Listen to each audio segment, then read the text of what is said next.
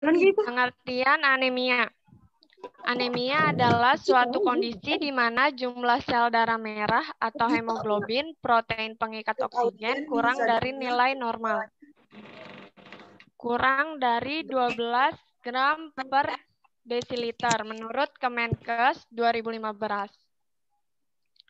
Hemoglobin atau sel darah merah tersusun dari protein dan zat besi yang berfungsi untuk mengikat oksigen dan disebarkan ke seluruh tubuh. Jika seseorang mengalami anemia, maka fungsi tubuh juga akan menurun.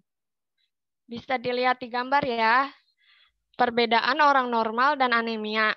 Sel darah merah orang normal itu lebih padat dan sel darah merahnya itu besar. Sedangkan yang anemia lebih kecil dan berjauhan. Penyebab terjadinya anemia. Yang pertama itu menurunnya sel darah merah dalam tubuh.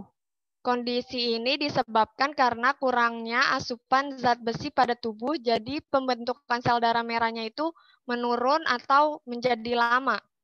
Yang kedua itu kehilangan darah secara berlebih.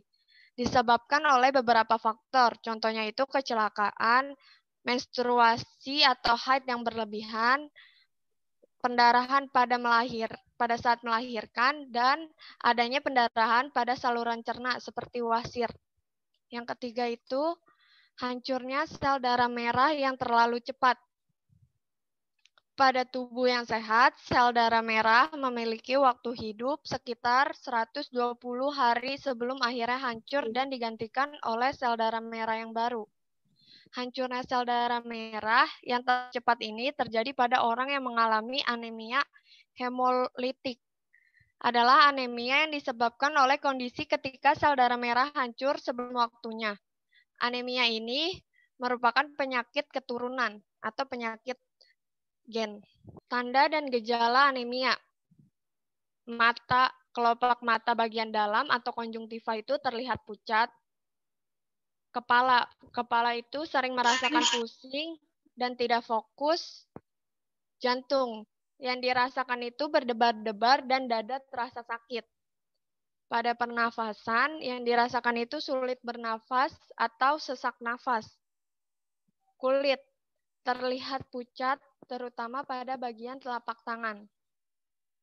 Ada gejala yang sering terjadi pada pasien anemia tetapi sering dihiraukan, yaitu 5L, lemah, letih, lesu, lunglai, dan lelah.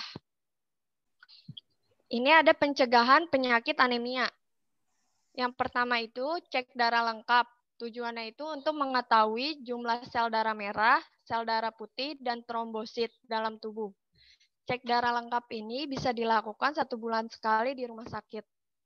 Yang kedua itu istirahat yang cukup. Dengan beristirahat yang cukup dapat mengembalikan lagi energi sehingga keesokan harinya itu dapat melakukan aktivitasnya kembali. Yang ketiga, konsumsi makanan zat besi. Contoh makanan yang mengandung banyak zat besi itu seperti daging, hati, bayam, ikan, tiram, dan kacang-kacangan.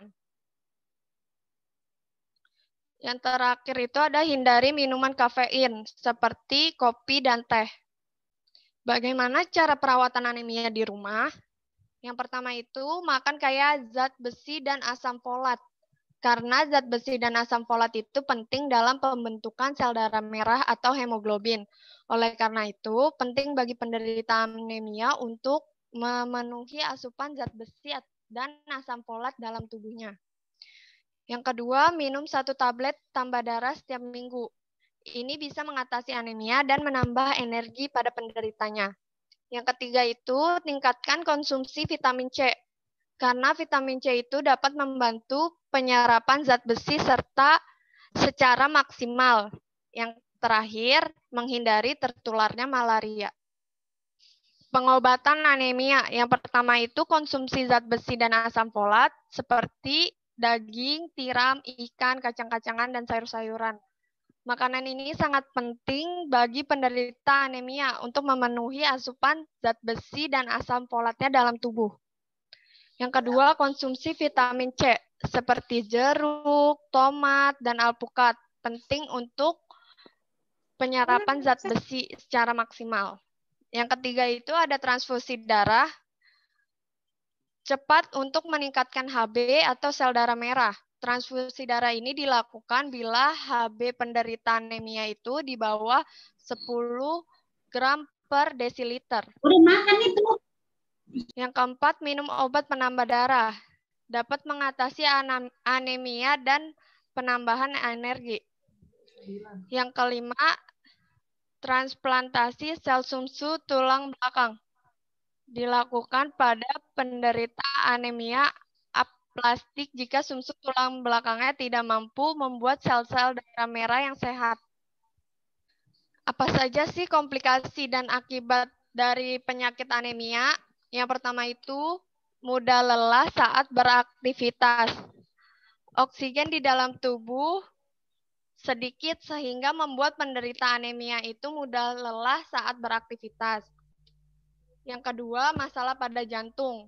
Karena jantung harus bekerja lebih keras untuk memasok oksigen dalam darah,